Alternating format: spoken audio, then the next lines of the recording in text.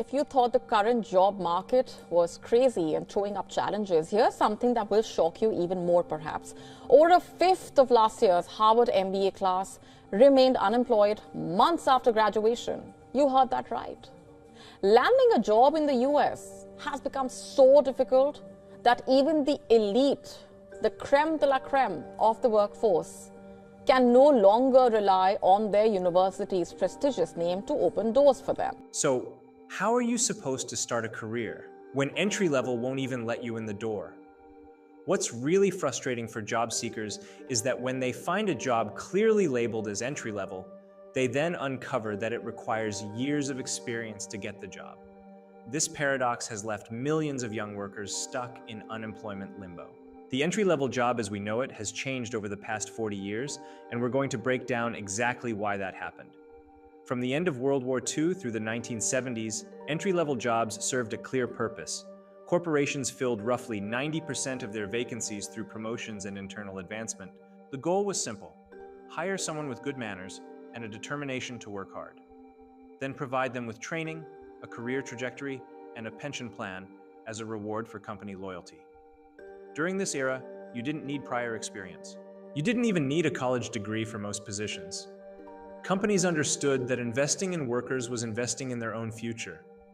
They had time and resources to train people because they planned for long-term growth, not short-term profits. But starting in the 1980s, everything changed rapidly. The first major shift was corporate America's growing obsession with shareholder value. According to Harvard Business Review, from the end of World War II until the late 1970s, companies operated under a retain and reinvest philosophy. They provided workers with higher incomes and greater job security. But in the late 70s and early 80s, this broke down completely. A new regime took over, what researchers call downsize and distribute. The priority shifted from investing in employees to reducing costs and distributing freed-up cash to shareholders.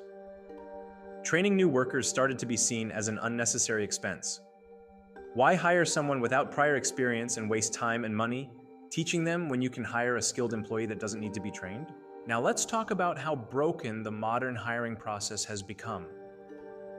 When platforms like Indeed and LinkedIn became popular, everything about hiring changed. Before online job boards, companies had to actually interact with people. They hosted job fairs, conducted in-person interviews, and manually reviewed printed resumes. The hiring process was slow, personal, and limited by geography. But suddenly, applicants could filter for job type, experience level, company, and reviews, then upload their resume and apply in seconds. Companies started receiving hundreds, even thousands of applications per day for a single role. That volume completely changed the game. Hiring became a numbers and filtering problem. One way to combat this is to add on a 3 to 5 years of experience requirement, even if the job doesn't actually need it. Companies also turn to applicant tracking systems or ATS software.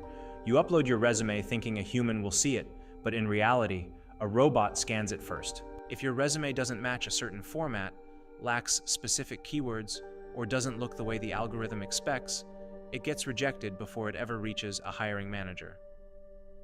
According to a joint Harvard Business School and Accenture study, 88% of employers believed that qualified high-skilled candidates were being filtered out of the process because they didn't match the exact criteria in the job description. That number rose to 94% for middle-skill workers. Companies are admitting that their own systems are rejecting qualified candidates, but they keep using them anyway because they have no other way to handle the volume. According to PwC, nearly 80% of US companies outsource at least one HR function, including recruitment. The top players dominating this space include Randstad, ADO, and Manpower Group, handling millions of job placements annually. And even these outsourcers often use subcontractors. Here's how it typically works now. A hiring manager writes down a wish list of qualities they want in a candidate. Historically, this would go to a seasoned recruiter who would help gauge the necessary requirements for the role. But now, the process often goes to an HR department who then outsources it to a third-party recruiting firm who may then use AI models to create the job posting. When you apply, your application first passes through an ATS system. If you make it past that, your first interview is typically conducted by a third-party interview network. Then you might interview with someone in HR. And only after all that do you potentially meet the actual hiring manager who will be supervising you. And what's surprising is that only 39% of hiring teams receive interview training. What we're seeing is more and more layers of applicant screening that happens before coming into contact with hiring managers. This leads to requirements that aren't necessarily relevant to what the job will actually entail. Wish lists get filtered through multiple layers of people and systems who might not fully understand the role. According to recent 2025 Harvard Business Review research, less than 1/3 of US companies actively monitor whether their hiring practices result in quality hires. Only a minority track key metrics like cost per hire and time to hire. And as if that wasn't enough, there's also the massive trend of outsourcing jobs to other countries. According to Forbes, approximately 300,000 US jobs are outsourced every year, many of which would have been entry-level positions that gave young workers their first opportunity. A 2025 survey found that 51% of Gen Z graduates believe their degree was a waste of money.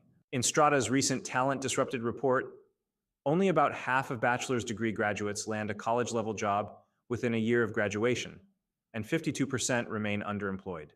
Between 2020 and 2025, around 43% of middle-skilled jobs and 37% of high-skilled jobs dropped their college degree requirement, reflecting an ongoing trend in skills-based hiring. According to the Burning Glass Institute, major employers like IBM, Google, and Delta have been reducing degree requirements for certain roles, emphasizing specific skills and real-world experience over formal degrees. So, what does it mean when jobs demand 3 to 5 years of experience? Companies value actions and want to know how well you can perform, and having a degree alone might not prove this to them. According to a 2025 survey by Intelligent.com, 27% of US hiring managers prefer to avoid hiring recent graduates, citing concerns like poor work ethic, lack of preparedness, and unprofessional behavior. Moreover, 60% of businesses have fired at least one recent graduate in 2024 due to unsatisfactory performance, and 75% of companies reported some recent grads as unsatisfactory hires. While all of this has been happening, entry-level jobs are disappearing due to automation. According to a PwC survey, less than 61% of human resource leaders said they were hiring for entry-level positions in 2023, down from 79% in 2022. That's a massive drop in just 1 year. Employers expect 23% of all roles to be disrupted in the next 5 years due to rapidly developing technology. According to the World Economic Forum, a Goldman Sachs analysis estimated that up to 300 million full-time jobs globally, including administrative, legal, and basic tech roles, are exposed to some degree of AI automation. Many entry-level positions, the jobs people use to get their foot in the door, are being handed off to software. Customer service, data entry, scheduling, content generation, these were the stepping stones into corporate careers. Now they're being replaced by automation. Entry-level jobs that demand years of experience are the inevitable outcome of multiple systemic failures over the past 40 years. Companies prioritize shareholders over workers. The internet flooded hiring managers with applications they couldn't handle. ATS systems filtered out qualified candidates. The hiring process got outsourced to people who don't understand the roles. College degrees stopped providing the skills employers actually need, and AI started replacing the jobs that used to be entry points. The entry-level job as we knew it is gone. And until companies realize that investing in workers is investing in their own future, millions of qualified people will continue to be locked out of careers they're perfectly capable of doing. Want more videos like this?